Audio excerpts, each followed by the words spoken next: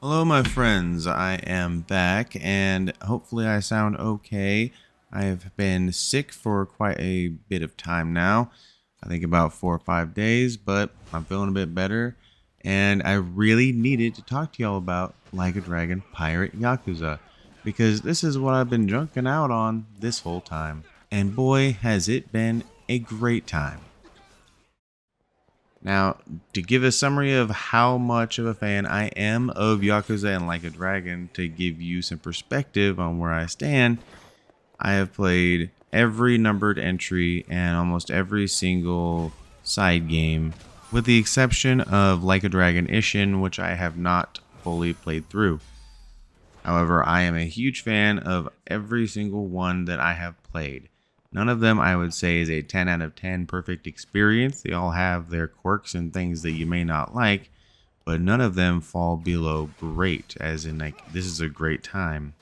Yakuza 3, which I think is the weakest of the bunch, even follows this rule. So I bet one of the burning questions everyone's going to have is, do you have to play anything else in the Yakuza universe or Like a Dragon universe now to know what's going on? That question is a hard one to answer. I could actually see this being a pretty fun first entry for some people, as you don't really need a ton of previous knowledge of any of the games to enjoy Majima's journey on this pirate adventure. However, to get full context and to fully appreciate a lot of the things happening in it and some heavier story stuff toward the end, you would definitely be a little lost if you hadn't played them. That being said, if you do know the cliff notes and of the characters, I think you could actually be all right. I think this could be a pretty good title for some people to get in on the Like a Dragon series. Now, as for the storyline itself, this is literally about just Majima washing up on a beach at the beginning out of nowhere with no memory. Now, he is narrating this story. He's actually telling this story. So, he gets out of the whole thing, which kind of cuts some tension, although he ain't going to die. But it is pretty funny listening to him narrate this every now and again and kind of break the fourth wall. But when he washes up on the shore, he's met by a young boy named Noah. And Noah has been trapped on this little tiny island with his dad and his sister for a long time. They run their own little bar on Rich Island and have run ins with pirates quite regularly. This being enough reason to have Jason, Noah's dad, not trust Majima at all in the beginning and kind of have him learn how to earn his trust in the village and how to become a pirate. It was a pretty good start.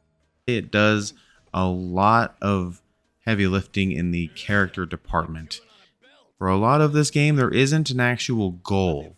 I mean, even when there is, it's not a goal that is like super heavy with stakes. It's just you want to be on this adventure. They want to do this, and you want to help them see it through. And for that kind of story with like low stakes, I thought this was pretty good. It kept me pretty engaged and it had plenty of twists and turns.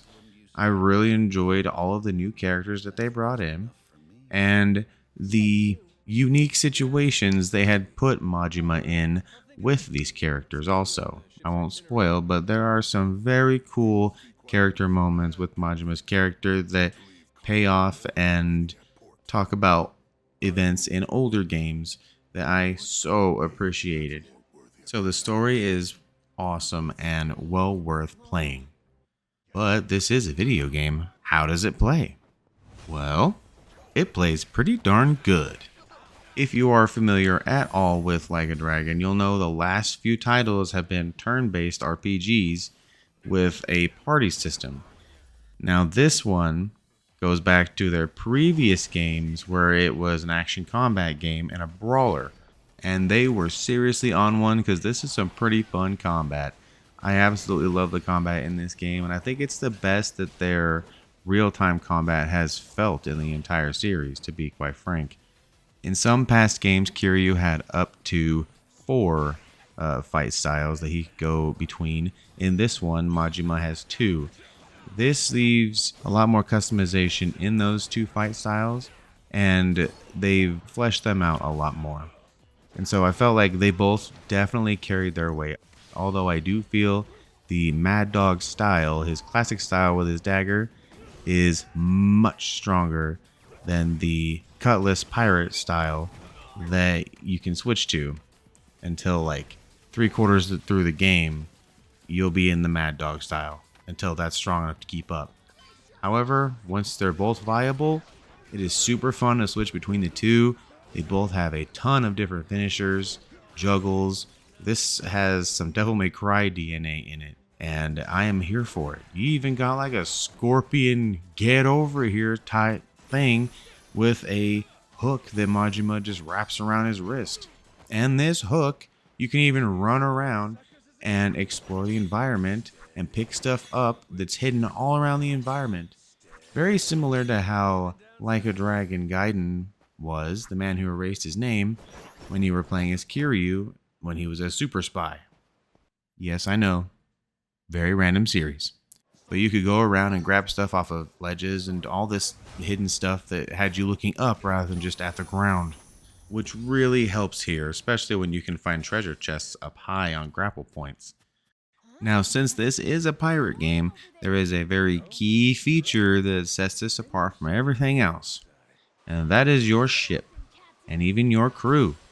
This takes a huge part of the game, and really helps it with this authentic pirate feel, as you can sail around your ship in plenty of little areas with a lot of little islands sprinkled all over in which you can adventure, go find crafting components, go find treasure, maybe go find and fight different bounty targets. And as you are going after them, you're going to be needing to upgrade your ship. And upgrading and customizing your ship leads you with tons of options. There is a lot to do with your ship and lots of ways that you can express yourself.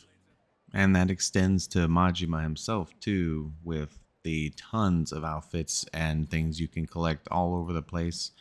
There is just a ton of stuff to do, and it's always a joy to go through. But that does not mean everything in this game was all peachy keen. I did have some issues. So, let's talk about them. I played this on PlayStation 5, and that's the base version, not the Pro.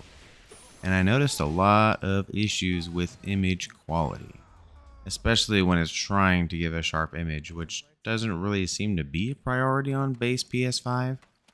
In a lot of scenes, there is a lot of artifacting and pixelation in detail, and even not even in detail, just causing a lot of aliasing all over the screen.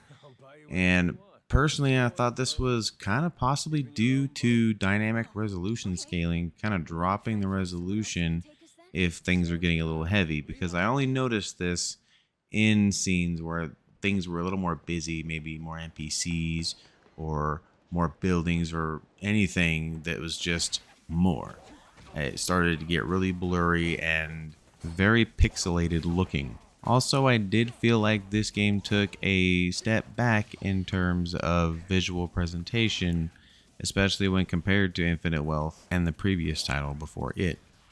It doesn't drop the ball entirely, but I do notice a downgrade in visual fidelity. Maybe that's because it's targeting the PS4 Pro now. That remains to be seen.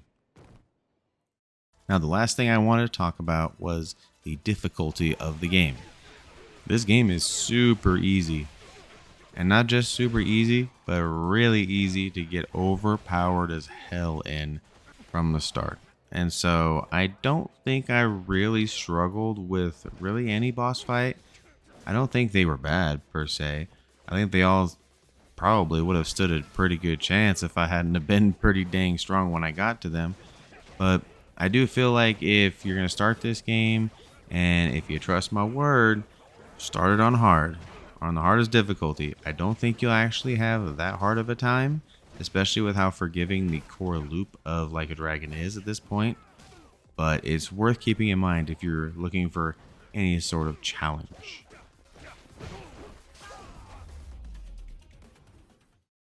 So that's my review of the game. I will probably play it a lot more in the future. I plan on doing all the things and getting the platinum just the same way I did on Infinite Wealth. But things gotta be put on hold for a moment. Today's the day. Monster Hunter's tonight, so I had to get this out now, or else it was never getting out. So hopefully y'all enjoyed this video. Are y'all gonna pick this up? Because I do think it's a pretty good buy. In the meantime, been Havoc Fanatic. Thanks for stopping by and watching the video. I'll talk to you later. Peace.